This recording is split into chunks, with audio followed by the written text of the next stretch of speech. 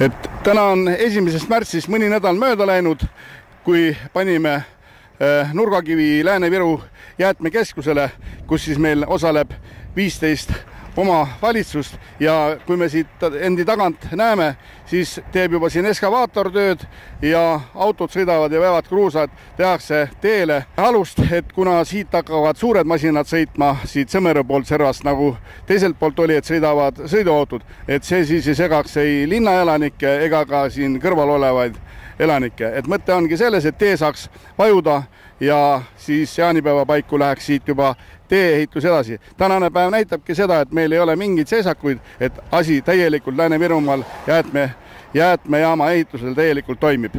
Täna käivad tööd täie hooga ja hetkel on käsil pinnasetööd, juurdepääsuteede aluste rajamine ja trasside ehitamine. See näitab seda, et me oleme projekti ajakavaga graafikus ja Lääne-Viru jäätmekäitluskeskus valmib õigeks ajaks. See tähendab käesoleva aasta novembrikuuks. Rajatav Lääne-Viru jäätmekäitluskeskus on mõeldud kogu Lääne-Viru elanikkonnale ja siin võetakse vastu tulevikus kuni 30 000 tonni jäätmeid aastas.